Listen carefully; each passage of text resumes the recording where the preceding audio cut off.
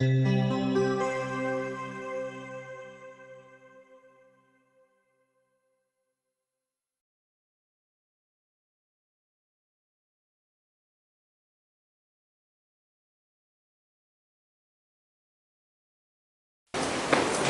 estamos, se Deus permitir, terminando hoje o desdobramento de uma mensagem que pregamos no aniversário da igreja e que desde então nós temos pregado essa mesma mensagem de maneira mais específica, abordando cada tema. A mensagem é: o que é igreja? Esta é a sexta mensagem. Nós já vimos que igreja significa tirados para fora. A palavra igreja é uma palavra tirada do grego, que vem do termo eclésia. Se perguntarmos o que é igreja, nós já vimos, respondemos essa pergunta: Igreja Universal Assembleia dos Salvos. Perguntamos novamente o que é igreja. A igreja é uma congregação local, e temos aí vários textos que apontam para isso e já foram vistos. Se perguntarmos como a igreja se reúne, nós já vimos que é no templo e nas casas. Vimos também vários exemplos disso. Vimos que no Novo Testamento a igreja é representada por quatro figuras principais.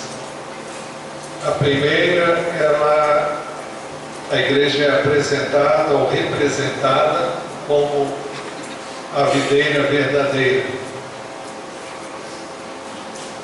A segunda figura é como uma família.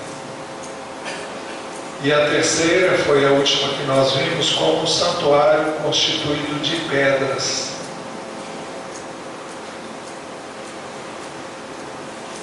E hoje nós queremos ver a quarta, a igreja representada como um corpo humano. A primeira epístola aos Coríntios 12, lemos assim: ora, assim como o corpo é uma unidade, ou seja, assim como o corpo humano é um todo, embora tenha muitos membros, e todos os membros, mesmo sendo muitos, formam um só corpo, assim também com respeito a Cristo. É interessante que esse texto usa, como é óbvio, a figura de um corpo humano para mostrar a relação de Cristo com os membros do seu corpo. O corpo não é outro senão o de Cristo. O texto diz assim também com respeito a Cristo. É isso que expressa Cristo. O corpo, bom, aqui usa a figura de um corpo humano, mas como figura, o corpo expressa a vida da cabeça.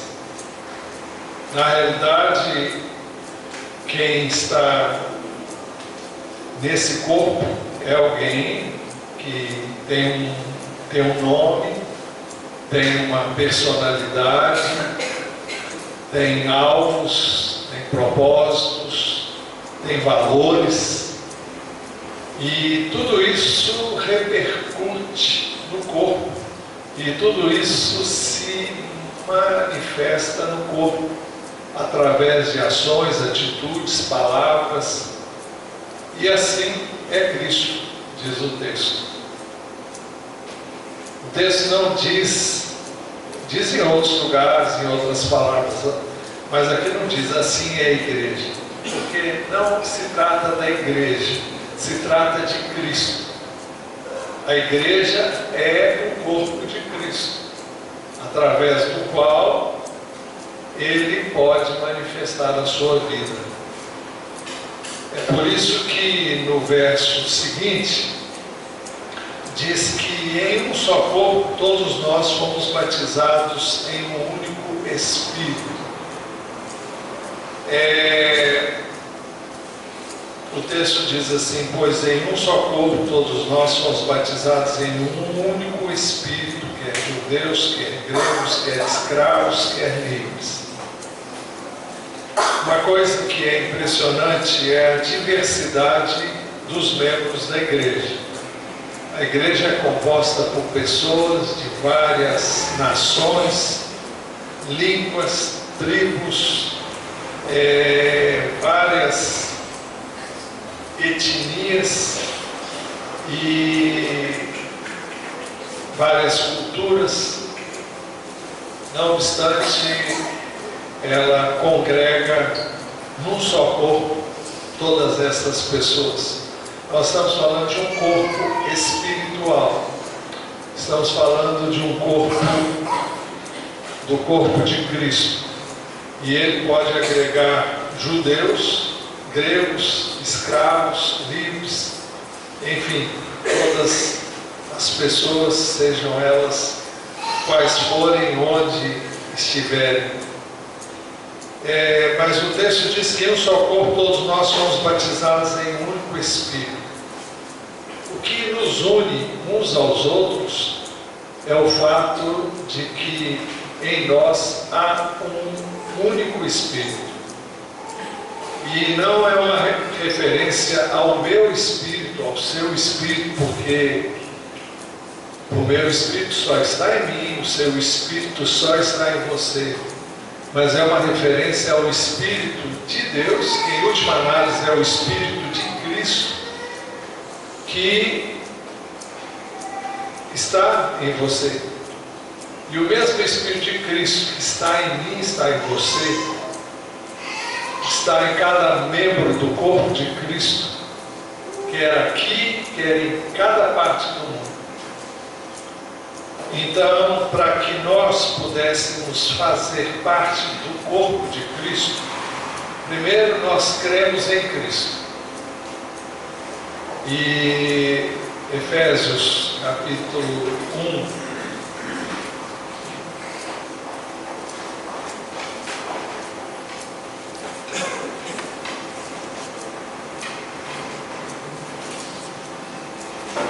lá no versículo de número 13, diz assim: quando vocês ouviram e creram na palavra da verdade, o Evangelho que os salvou, vocês foram selados em Cristo com o Espírito Santo da promessa, que é a garantia da nossa herança até a redenção daqueles que pertencem a Deus, para o louvor da sua glória. Nós temos um selo, nós temos uma marca, e essa marca é o Espírito de Deus, é o Espírito que representa Cristo. Ele nos foi dado, ele habita em nós. Quando nós cremos em Cristo, depois que ouvimos a palavra da verdade e cremos nela, nós fomos selados com esse Espírito. Ele passou a habitar em nós. E através deste Espírito nós fomos ligados a Cristo e nós fomos ligados uns aos outros. É por isso que somos um corpo. O corpo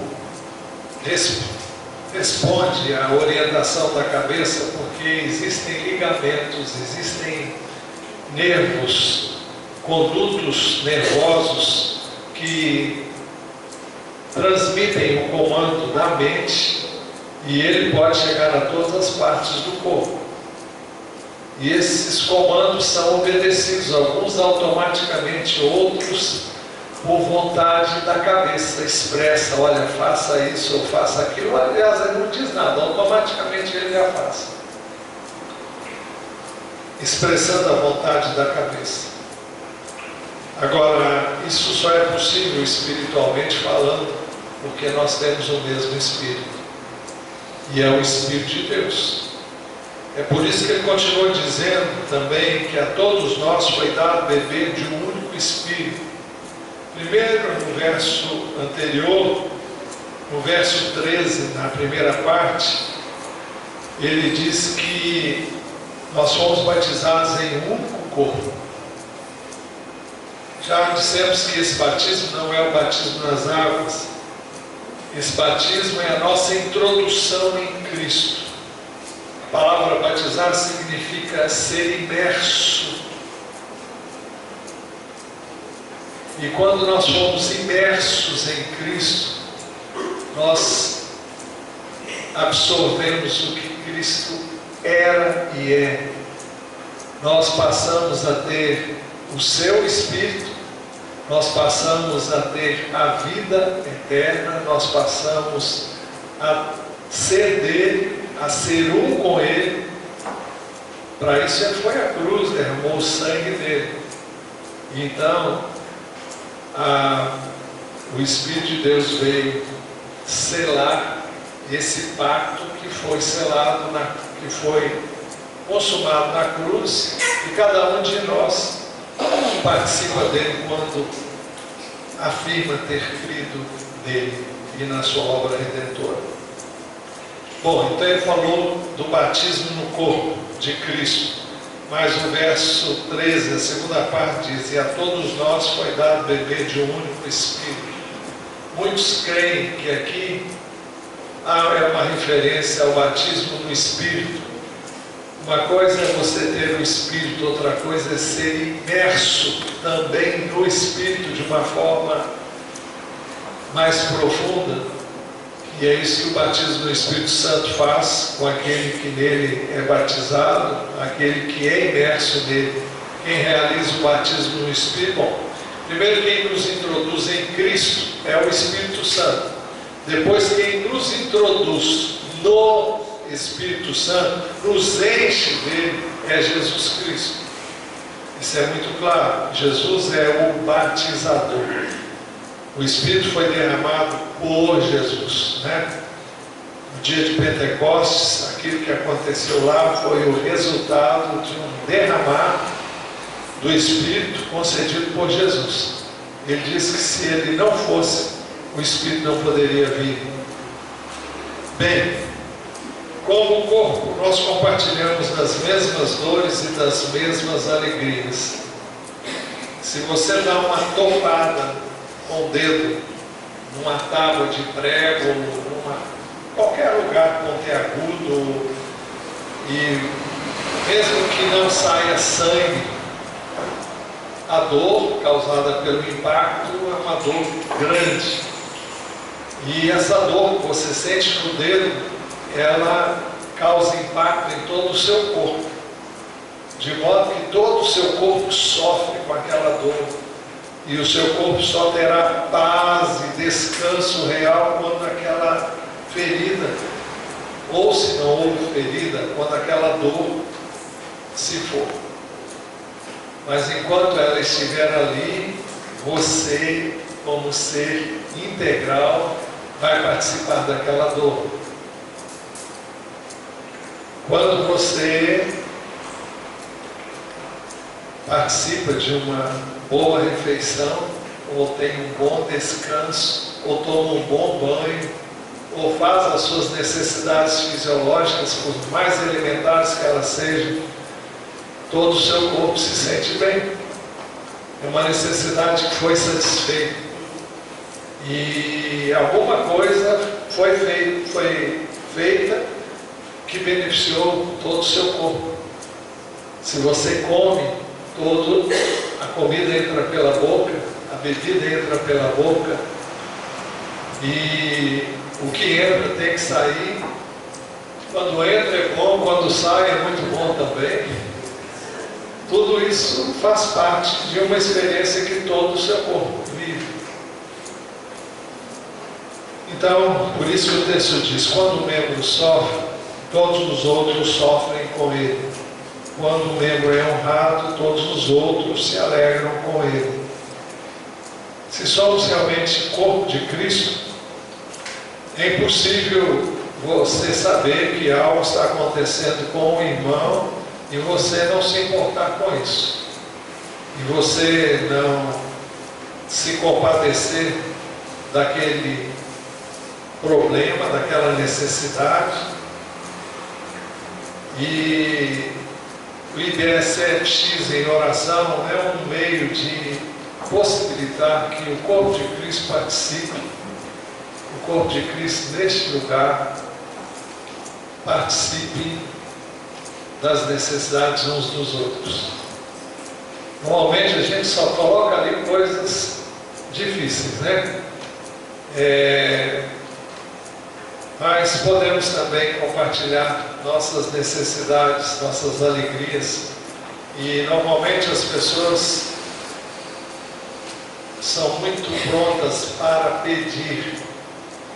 Depois que pedem e a coisa melhora, não dão a mínima importância, não dão nenhuma informação. Você não fica sabendo, e o fulano? Não sei.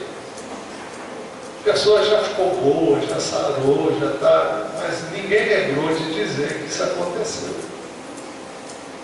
Nós precisamos aprender a fazer isso. Quando colocamos um pedido, depois dizer, olha, a oração foi atendida, o pedido foi ouvido, Deus atendeu e por isso glória a Ele, para a nossa alegria, para a alegria de todos que oraram, de todos que pertencem ao mesmo corpo. Juntos, nós somos então o corpo de Cristo. Individualmente, nós somos membros deste corpo. Agora é o verso seguinte. Ora, vocês são o corpo de Cristo, e cada um de vocês individualmente é membro desse corpo. Juntos somos um corpo. Individualmente, membros do corpo. Mas o fato de sermos pessoas, indivíduos, não nos dá o direito de vivermos uma vida individualista, uma vida egoística, uma vida personalista, porque no corpo humano isso é impossível de acontecer. E não é isso que deve acontecer no corpo de Cristo. Embora sejamos indivíduos, cada membro do meu corpo é um membro, cada dedo é diferente do outro, e cada parte do meu corpo é diferente. Não obstante, nenhuma parte do corpo é independente. É significativo o fato de que muitos, às vezes, entendem mal as coisas. É muito comum as pessoas pensarem que elas não precisam, não têm a responsabilidade de prestar contas aos demais membros do corpo, da maneira como vivem e como agem. A ideia que passam é a ideia de que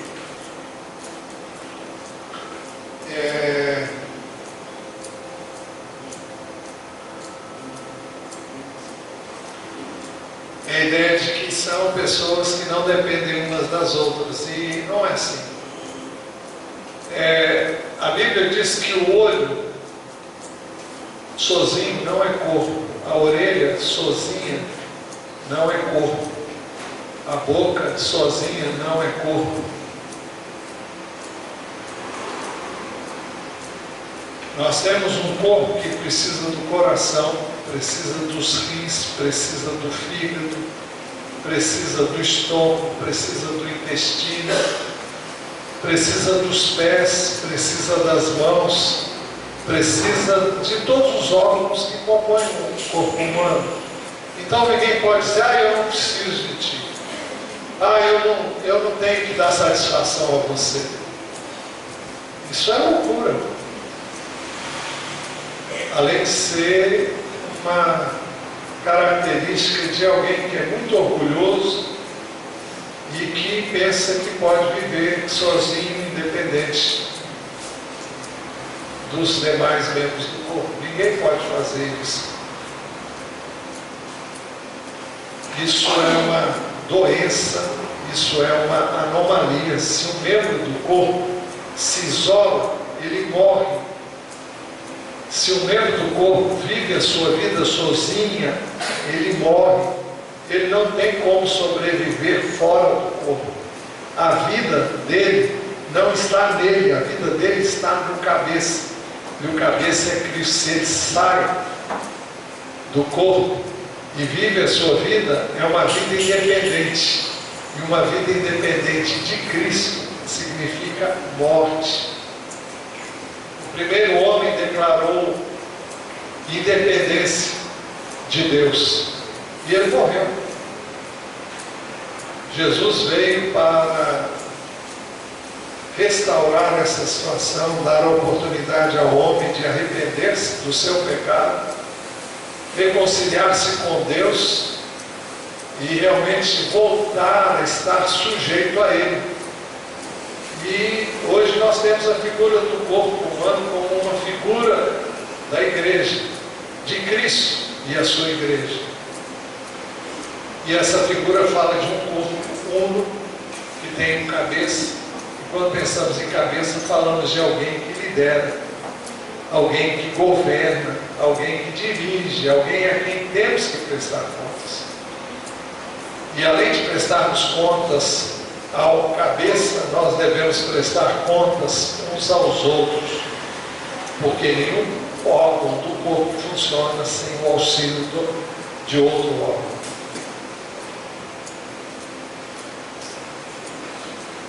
Deus colocou todas as coisas debaixo dos pés de Jesus Cristo e o designou como cabeça de todas as coisas para a igreja.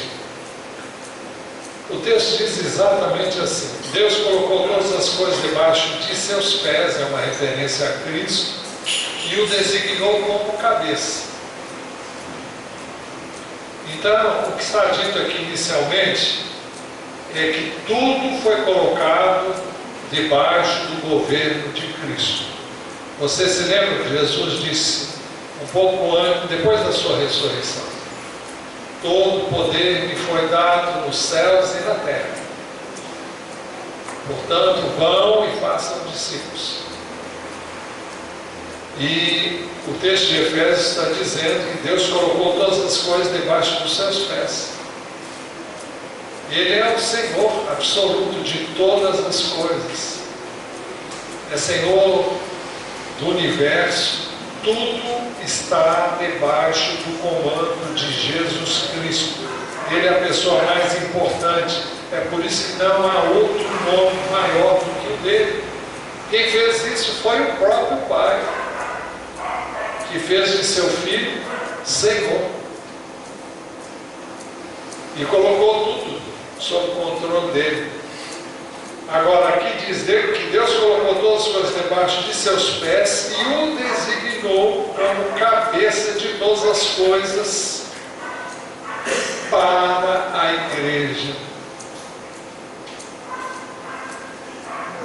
O cabeça da igreja é também Senhor de todas as coisas. É esse que tem o controle do universo. É esse que tem o controle de tudo que ocorre em toda a obra da criação. É esse que é também o cabeça da igreja. Depois de Deus dar a ele todo esse poder, o fez cabeça da igreja. O texto diz: e o designou como cabeça de todas as coisas para a igreja. Não foi para oprimir a igreja, foi para abençoar a igreja. O texto continua dizendo que é o seu corpo. E diz: a plenitude daquele que enche todas as coisas em toda e qualquer circunstância. O texto está dizendo que o corpo de Cristo é a plenitude dele. E a plenitude dele porque ele enche todas as coisas. E ele tem interesse em encher o seu corpo com tudo aquilo que o corpo precisa. Aqui diz em toda e qualquer circunstância. E significa que Deus nos capacita para toda e qualquer circunstância. Dentro do corpo dele, dentro da igreja dele, para que ela manifeste a vida dele e expresse a sua vontade. Sobre ele ser cabeça, nós temos um texto bem claro, Efésios 5:23 diz: pois o marido é o cabeça da mulher, como também Cristo é o cabeça da igreja, que é o seu corpo, do qual ele é Salvador. É significativo o fato de que Jesus não veio ser Senhor antes de qualquer coisa, não, ele veio como Salvador e depois como Senhor. Ele salva e quer que você o tenha como Senhor. Na realidade, se você quer ser salvo, você também quer que ele seja o seu Senhor. Não há como ser salvo sem aceitar o senhorio de Cristo. Você é salvo da desobediência, da rebeldia, do egoísmo, do individualismo, para se submeter a Cristo. E não é para ele tirar a sua alegria, não, é para ele abençoar você, é para dar a você alegria, paz, perdão, salvação, vida eterna e real sentido à sua vida. O propósito então de Deus para o corpo de Cristo é que este seja a plenitude de Cristo. É o mesmo texto. Deus colocou todas as coisas debaixo de seus pés e o designou como cabeça de todas as coisas para a igreja, que é o seu corpo, a plenitude daquele que enche todas as coisas em toda e qualquer circunstância. Nós temos que entender que como igreja nós somos a plenitude daquele que enche todas as coisas. A questão é, nós estamos cheios? Se não estamos, é porque nós não estamos usufruindo de tudo que ele planejou para nós. Porque ele planejou para o seu corpo que ele fosse cheio, cheio da sua plenitude, porque o corpo representa Cristo. É por isso que a cada um de nós foi concedida a graça conforme a medida do dom repartido por Cristo. Efésios 4, 7 a 16 dizem assim, esses versos: e a cada um de nós foi concedida a graça, conforme a medida repartida por Cristo. A palavra graça significa, ela é muito abrangente, mas ela, em pouquíssimas palavras, ela significa capacitação para que nós sejamos aquilo para o qual fomos feitos. Imaginemos que alguém aqui seja o coração. Jesus capacita você, se você é o coração, para que o seu coração funcione como deve funcionar, para que todo o corpo dele seja abençoado através da sua vida. A capacidade do coração funcionar bem é dada por Cristo. Isso é graça. É uma capacitação que é dada ao coração, que é dada a cada indivíduo que faz parte do corpo de Cristo, para cada membro. E a cada um de nós foi concedida a graça conforme a medida repartida por Cristo. É Ele que concede os dons. E aqui está em pauta dons ministeriais, ministérios. que Ele concede a cada um. Por isso é que foi dito, quando Ele subiu em triunfo às alturas, levou cativo muitos prisioneiros e deu dons aos homens. O que significa Ele subiu, senão que também descer às profundezas da terra? Aquele que desceu é o mesmo que subiu acima de todos os céus, a fim de encher todas as coisas. Poderíamos falar sobre isso aqui, mas isso vai desviar o nosso assunto. Mas eu só quero enfatizar o fato de que Ele desceu. Aqui fala que Ele foi até o inferno. Isso fala do resgate das pessoas que estavam presas por causa dos seus pecados. Ele fez isso indo à cruz e redimindo essas pessoas quando Ele destruiu o poder que as mantinha em cativeiro, e Ele levou o cativeiro e Ele subiu aos céus, e o texto diz: e deu dons aos homens. E o verso 10 diz: aquele que desceu é o mesmo que subiu acima de todos os céus, a fim de encher todas as coisas. Esse enchimento se fez sentir no dia de Pentecostes, da primeira vez. Mas é Ele que enche todas as coisas, é Ele que capacita a sua igreja.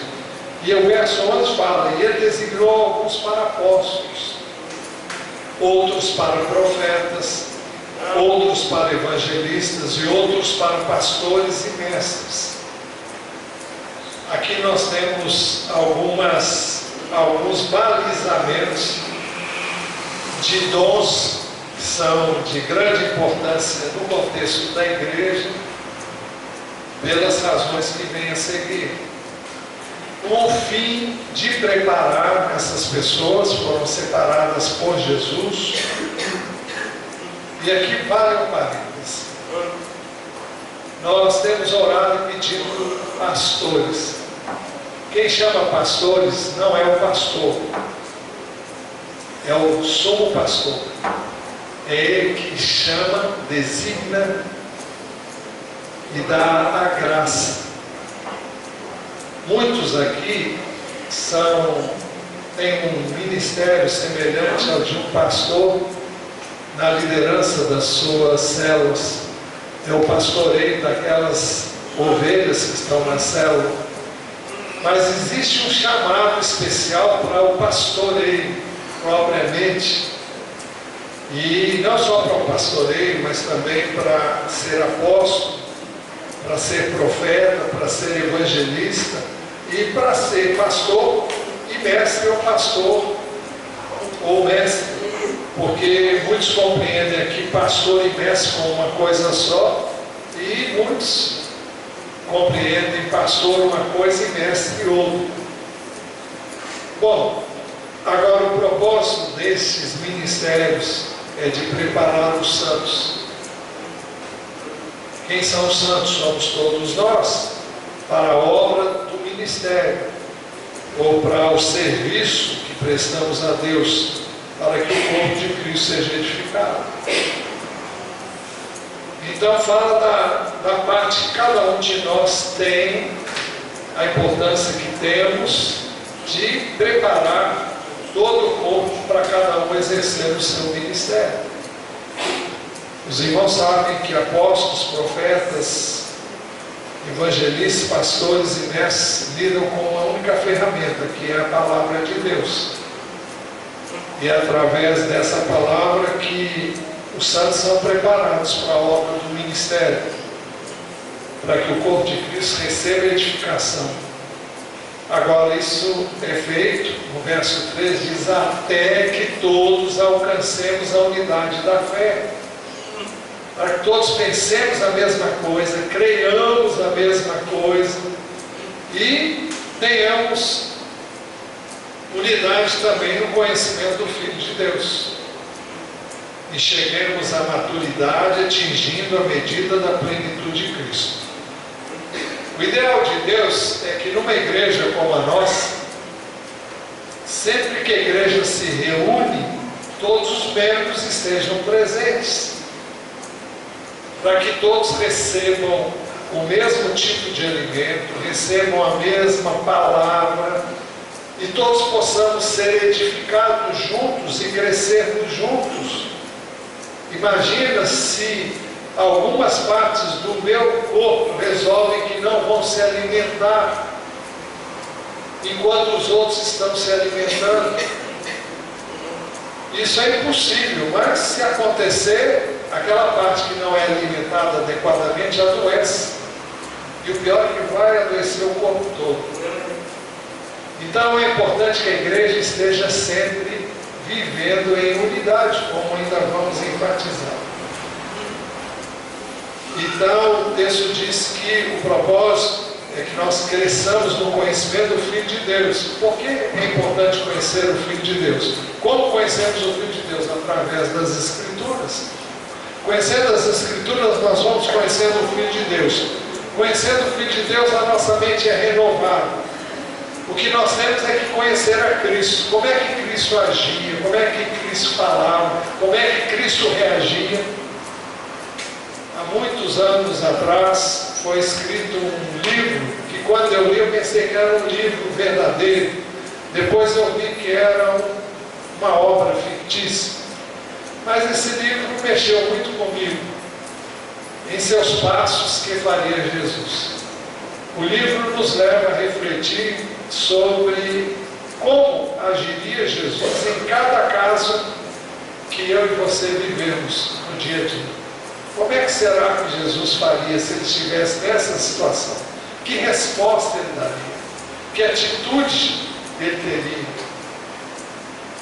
E, enfim, isso nos leva à palavra de Deus. Nos leva a descobrir, lendo as Escrituras, como é que Jesus vivia, o que ele falava, quando falava, como ele se comportava, como ele se conduzia, o que ele ensinou, e isso é norte para nós. Então, se queremos conhecer a Jesus, nós temos que conhecer a palavra. Para conhecermos a palavra, temos que estar sempre sendo instruídos nela e recebendo dela aquilo que ela nos fornece. Para quê? Para que conheçamos a Cristo. Conhecendo Cristo, Ele que vive em nós não terá dificuldade em manifestar-se no seu corpo. Para Ele agir no corpo, Ele não pode ter qualquer obstáculo na cabeça. Alguém vai dizer, mas Ele é o cabeça, sim. Mas acontece que cada membro, voltando aqui para a realidade física, todos nós temos uma cabeça que insiste em resistir ao cabeça, que é Jesus. A nossa cabeça insiste em fazer as coisas que gostamos, do jeito que queremos, no tempo da gente, do nosso modo, e resistimos ao Espírito o tempo todo. Se não fosse assim, todo mundo era uma reprodução da vida de Jesus. E Jesus estaria sendo manifesto à torto e à direito, se podemos dizer isso. Mas o que impede que a vida dele se manifeste é a nossa mente, são os nossos pensamentos, a nossa vontade. Enquanto nós não conhecemos Jesus como Ele quer que nós o conheçamos, nós estaremos sendo impedimentos na obra de Deus. O Espírito dele ama, mas aqui se recusa a perdoar. O Espírito de Deus está pronto a ser longânimo, benigno, paciente, misericordioso, compassivo, mas o homem natural não. Até que alcancemos a unidade da fé e do conhecimento do Filho de Deus e cheguemos à maturidade, atingindo a medida da plenitude de Cristo. O desejo de Deus é que a plenitude de Cristo se manifeste em nós. E para isso nós temos que nos submeter à palavra dele, para que não haja bloqueios. A palavra de Deus é o código que vai liberar a ação do Espírito em nossa vida. se nós não decodificarmos a ação do Espírito, nós vamos impedir que a vida de Cristo se manifeste em nós. O verso 14 diz: o propósito é que não sejamos mais como crianças levadas de um lado para o outro pelas ondas, nem jogados para cá e para lá, por todo o vento de doutrina, e pela astúcia e esperteza de homens que induzem ao erro. Aqui fala gente que é levada para lá e para cá. Normalmente os crentes que não são os crentes oba-oba, né? São os crentes que conhecem pouco da palavra, mas gostam muito de farra. Eu vou dizer uma farra boa, no bom sentido. Gostam muito de movimento, gostam muito de agitação. Então tem uma agitação ali, ele vai para lá. Agora, ele ficou feliz da vida porque foi lá, cantou, saltou, pulou, tudo bem. Voltou. Como é que é a segunda-feira desse camarada? O que mudou? Se não mudou, aquilo ali foi oba-oba. Agora, se o que você viveu lá mudou sua vida, na segunda, na terça, na quarta, na quinta e daí por diante, realmente valeu a pena.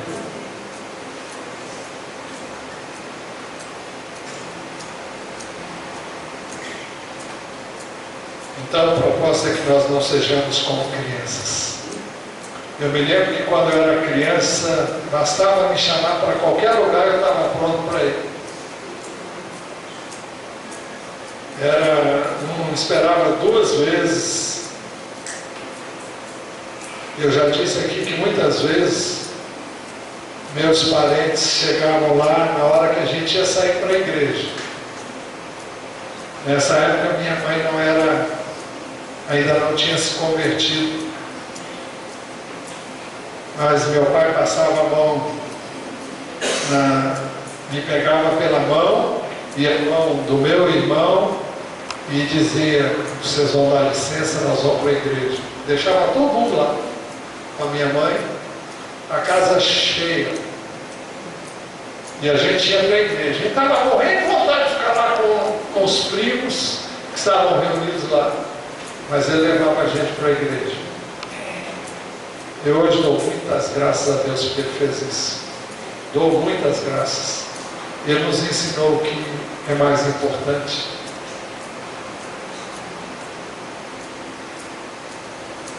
Antes de seguir, mas o texto continua dizendo que não devemos ser como crianças agitadas, jogadas para lá e para cá, para todo vento de doutrina.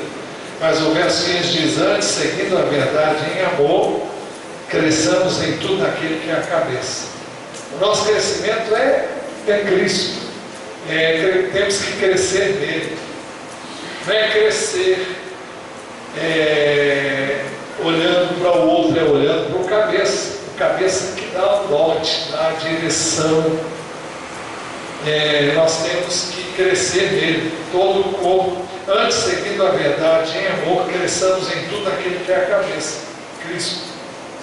Dele, todo o corpo, ajustado, unido pelo auxílio de todas as juntas, cresce e edifica-se a si mesmo em amor, na medida em que cada parte realiza a sua função. Se cada um fizer o seu trabalho, cada um se ajustar àquilo para o qual foi chamado, e fizer com dedicação, fizer com zelo, com cuidado, dele todo o corpo ajustado e unido pelo auxílio de todas as juntas, isso é, de todas as partes, as mínimas, cresce e edifica-se a si mesmo em amor, na medida em que cada parte realiza a sua função.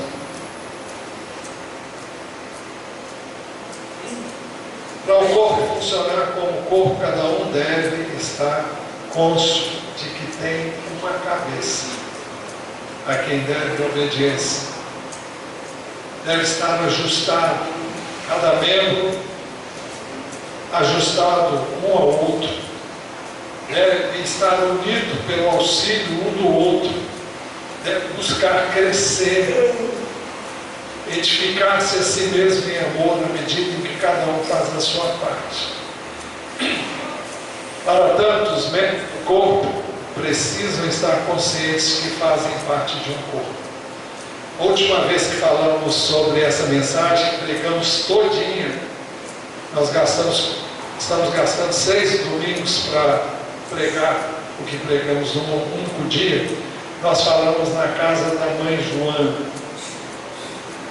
Tem muita gente que gostaria que a igreja fosse a casa da mãe Joana. É uma expressão de língua portuguesa que significa o lugar ou situação onde vale tudo, sem ordem, onde predomina a confusão, a balbúrdia e a desorganização. A sua origem remonta ao século XIV. Então, igreja não é isso. O apóstolo Paulo deixou muito claro que tudo que fazemos devemos fazer com decência e ordem. Isso implica em respeito mútuo, em consideração mútua, uns pelos outros.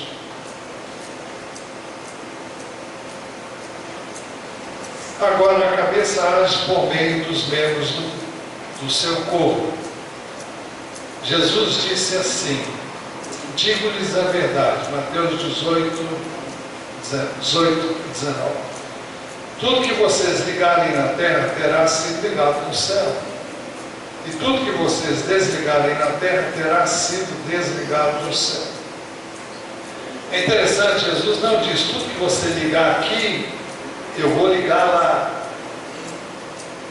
Mas ele diz que tudo que a gente liga aqui já foi ligado lá. E tudo que a gente desliga aqui já foi desligado lá. A ação vem de cima, a ação não vem do homem, a ação vem de lá para cá. E se eu estou andando no Espírito, eu sou a manifestação da vontade de Deus. Muitas vezes nós queremos fazer Deus engolir pela goela abaixo a nossa vontade. Senhor, eu determino que seja assim. Senhor, eu quero que seja assim. Então vai ser Deus. E fala para ele para descer do trono dele, porque ele não está sabendo governar o universo. É isso que você está dizendo. A Bíblia fala para a gente orar com súplicas e não como quem manda. Nós não mandamos nada, nós pedimos, nós suplicamos. A nossa posição é de submissão, é de obediência, é de dependência. Essa é a nossa posição. Também lhes digo que se 2 concordarem na terra em qualquer assunto sobre o qual pedirem, isso lhes será feito por meu Pai que está nos céus.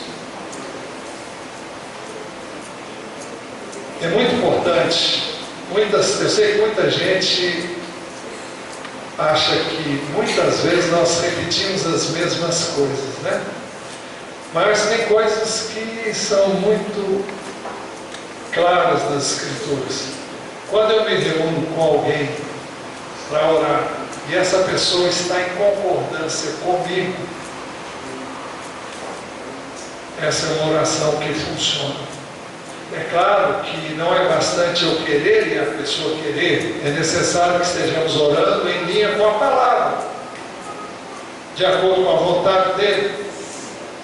Eu já disse inúmeras vezes aqui, de experiência que eu tenho tido com a minha esposa, é muito bom a gente orar juntos. É muito bom ao fluir do Espírito. Eu oro bastante tempo sozinho, mas oramos anos juntos também, e não é pouco tempo juntos. E eu tenho certeza que Deus age quando nós oramos em concordância, quando nós dizemos amém, não da boca para fora, mas dizemos de coração.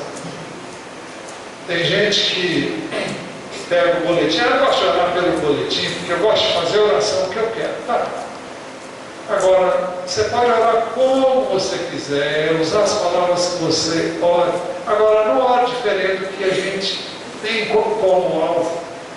Porque se nós estamos orando, pedindo para achar um sítio, e você diz, eu não quero ir para o sítio, eu não quero participar do retiro, e você vai orar, ou das duas, ou você não ora, ou você vai orar contra. Né? Ah, eu não quero ar-condicionado. Então, os outros que fiquem fritos. Então, não há concordância. Nós temos que ter concordância nas coisas que fazemos. E se por acaso não houver unanimidade perfeita, uma vez que a maior parte quer em amor a eles, e para não haver divisão no corpo, vamos caminhar juntos. Aquilo que é bom e tem base na palavra.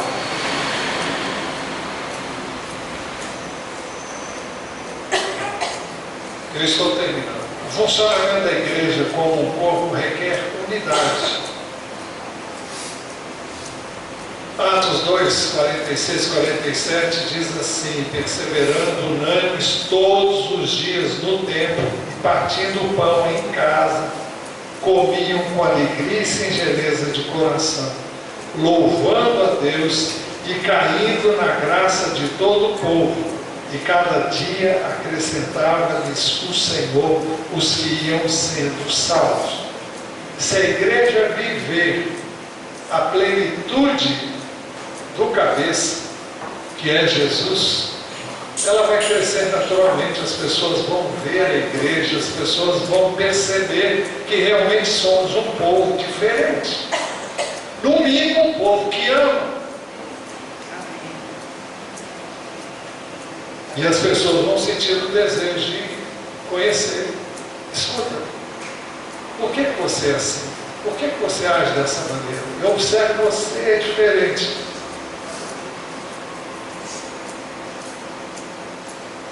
É preciso dizer que a unidade espiritual do corpo de Cristo foi feita por Jesus, por meio do seu Espírito. Dei-lhes a glória que me deste. É João 17, 22. Deles a glória que lhe deste, para que eles sejam um, assim como nós somos um. A glória que Jesus está falando aqui é o Espírito Santo. Eu neles e tu em mim, que eles sejam levados à plena unidade, para que o mundo saiba que tu me enviaste e os amaste como igualmente me amaste. Unidade é uma característica da igreja. Unidade. É assim que o mundo vai saber. Corpo é um, corpo não é dividido, não é espalhado, o corpo é unido, o corpo anda junto, o corpo trabalha junto, serve junto. E no tempo do Novo Testamento comia junto. Agora, a unidade deve ser preservada, deve ser conservada no vínculo da paz. É o próximo. Façam todo esforço para conservar a unidade do Espírito pelo vínculo da paz. É para conservar, porque quem fez não fomos nós, foi o Espírito. A unidade fica evidente através da reunião de todos os membros do corpo de Cristo. Hebreus diz assim: consideremos-nos uns aos outros para incentivar-nos ao amor e às boas obras. Não deixemos de reunir-nos como igreja, segundo o costume de alguns, mas encorajemos-nos uns aos outros, ainda mais quando vocês veem que se aproxima o dia. Isso é um mandamento, é uma ordem.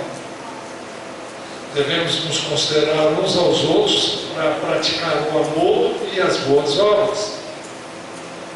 Não devemos deixar de nos reunir como igreja, como alguns gostam de fazer.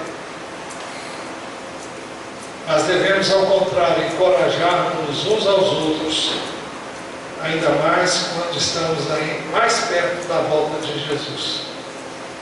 E os sinais da vida de Jesus estão aí cada dia mais evidentes. Eu não sei até quando Deus vai suportar a iniquidade nesse mundo.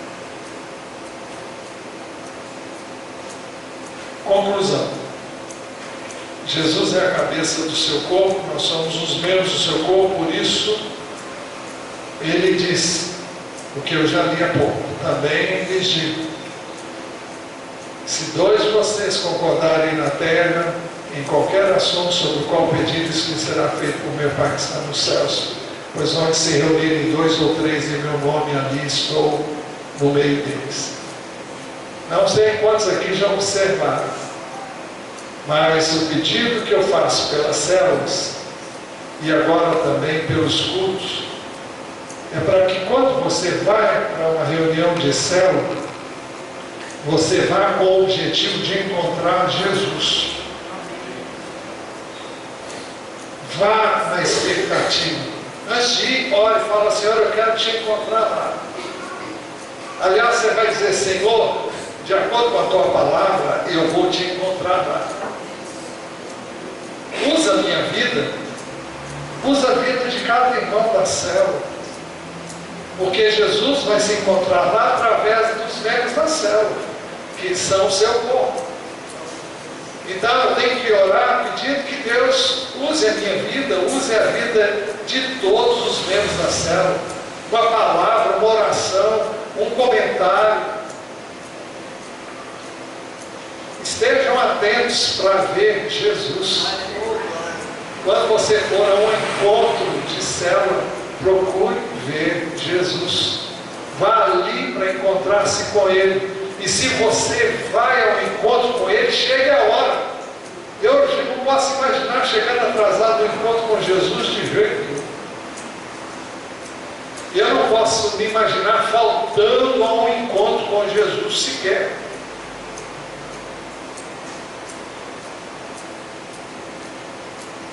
Meu pai me ensinou isso muito bem. Vamos lá, meu filho. Podia ter a festa que tivesse, podia ter quem estivesse em casa. O encontro com o Senhor é muito mais importante. Quando viemos aqui, tenhamos consciência de que vamos encontrá-lo, porque Ele disse que estaria aqui.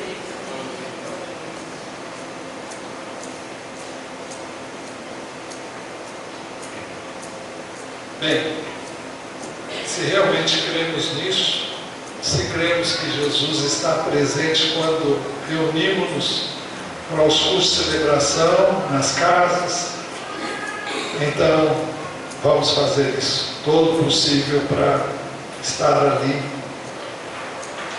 E a última coisa que eu queria dizer, isso aí já passou, já passou, já passou, já passou, já passou. Queria chamar a sua atenção, é a última coisa. Todavia sejamos humildes. Gosto muito desse texto de Paulo, que diz assim: não ultrapassem o que está escrito. Assim, ninguém se orgulhe a favor de um homem em detrimento de outro. Ah, fulano é o tal, o outro, coitado. O texto diz: pois quem torna você diferente do que qualquer outra pessoa? O que você tem que não tenha recebido? E se o recebeu, por que se orgulha como se assim não fosse? Quando Deus te usar, Lembre que você está sendo usado pelo cabeça. Você não é o cabeça. Ser usado por Deus é um privilégio enorme, mas não acrescenta pontos na sua média que você quer fazer com Deus. É graça, Ele te dá. Você não tem de que se orgulhar, você não tem de que se vangloriar. Ele te chamou, te capacitou e você está fazendo o que Ele quer que você faça. Seja grato a Ele, glorifique a Ele. E seja humilde sabendo que você tem que recebeu, senão você não teria nada.